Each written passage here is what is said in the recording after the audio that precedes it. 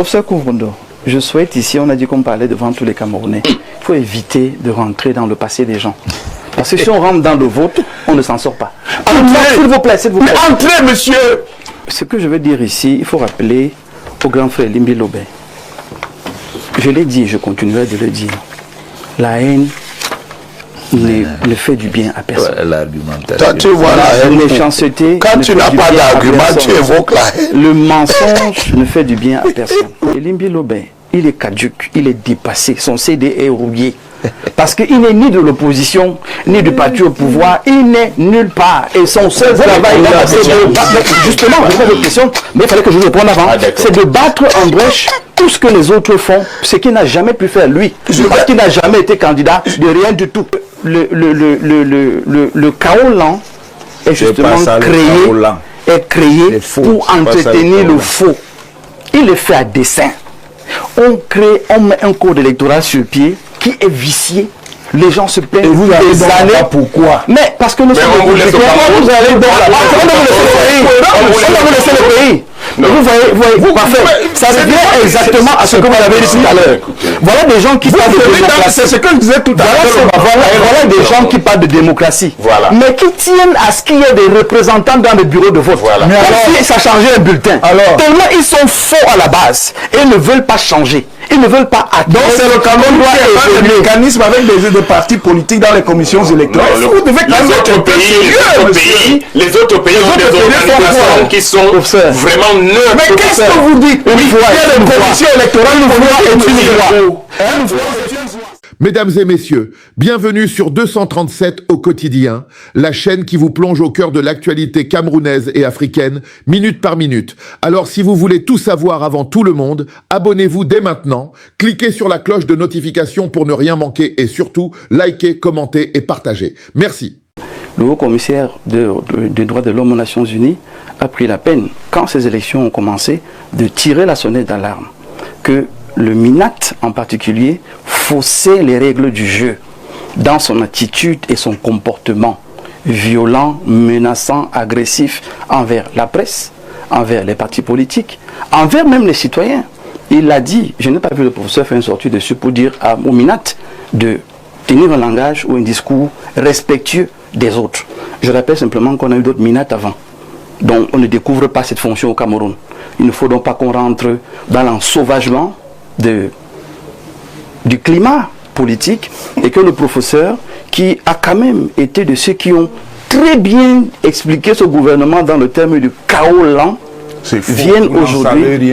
C'est pas ça le chaos lent. Ce n'est pas ça du tout. Je vais exactement jouer à votre jeu, professeur. Monsieur, vous êtes venu interpréter ce que mon président a dit, je vais interpréter ce que vous avez dit. Le chaos lent. Oui, c'est quoi? Le chaos lent, c'est quoi? C'est un état de désordre. Un état de confusion, un état d'abus, et où tout est fait dans des règles qu'on suppose être justes, mais qui sont totalement partisanes. Ce qui fait donc qu'aujourd'hui, nous sommes exactement dans un cadre de chaos lent. Parfait ici. Mon président s'appuie sur l'article 113 pour dire, au vu des différents PV que nous avons déjà reçus, nous avons des tendances, nous avons des observations. Et nous pouvons dire que les choses évoluent bien. Mais parce que les choses évoluent bien et qu'il connaît le contexte du chaos lent, qui est celui de l'intimidation et de la menace, le président Tiroma rappelle à tous les différents corps nationaux que sachez rester républicain. Je ne sais pas pourquoi les gens veulent entendre autre chose. Tellement le fantasme de la négativité de l'autre est assise dans le Camerounais qu'il faut détruire ça rapidement. Il faudrait qu'on rentre dans un contexte aujourd'hui où on peut écouter l'autre sans envie de lui répondre, de le juger, de le condamner parce qu'on est déjà partisan, on est coloré depuis son intelligence. Ces mêmes gens, dans les réseaux sociaux, ont utilisé et des influenceurs et des journalistes pour annoncer que M. Biya avait gagné. Ça, personne n'a parlé. Personne n'a rien dit. Vous voyez un peu, c'est-à-dire que l'état de chaos dans lequel on se trouve, c'est que c'est un chaos qui est tellement bien organisé. Quand on veut parler au nom du chef de l'État, on utilise un influenceur. On utilise un journaliste qui lance ça comme ça et on dit non, c'est pas le président qui a parlé, c'est le professeur Roland Guinée qui a parlé. Cher professeur, vous avez demandé qu'on respecte. Moi, vous écoutez où? C'est les petits frères qui ont même besoin d'apprendre de vous. Quand vous faites déjà comme ça, là, vous nous faites comment? Donc là-bas, on n'utilise pas les influenceurs. Bon, je suis donc en train de dire qu'ils ont fait la sortie avant.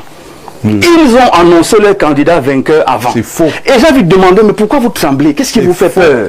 Puisqu'il a dit qu'il a les PV, il a les éléments, et il peut démontrer sa victoire. Pourquoi vous tremblez? Puisque vous dites que nous sommes dans un état de droit, et que les choses vont se faire de manière normale, mais soyez patients. Vous avez annoncé que vous avez gagné.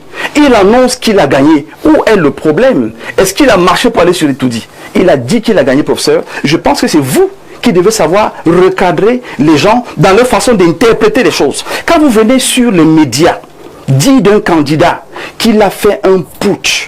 Je trouve que vous êtes tellement violent dans votre langage. Et je vous dis, ne dites plus ça. Professeur, je vous dis, ne dites plus ça.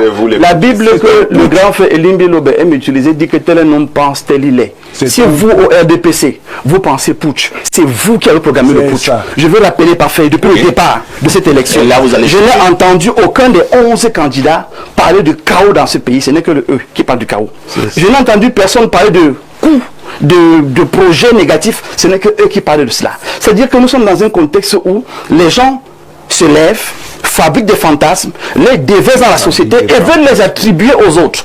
Aucun des 11 ne s'est levé pour amener le chaos au Cameroun, pour amener le désordre au Cameroun, pour amener les problèmes au Cameroun. Aujourd'hui, le professeur Owona Nguini a goûté à sa propre médecine. Face au docteur Moïse Mbog, communicant affûté d'Issa Chiroma, le chantre du RDPC s'est retrouvé pris au piège de ses propres mots. Oui, ce même Owona Nguini, qui adore théoriser, moraliser et faire la leçon aux autres, s'est vu rappeler la vérité nue. Le chaos lent dont il parle n'est pas né ailleurs. Il est né au cœur du système qu'il défend. Le docteur Moïse Mbog n'y est pas allé par 4 chemins.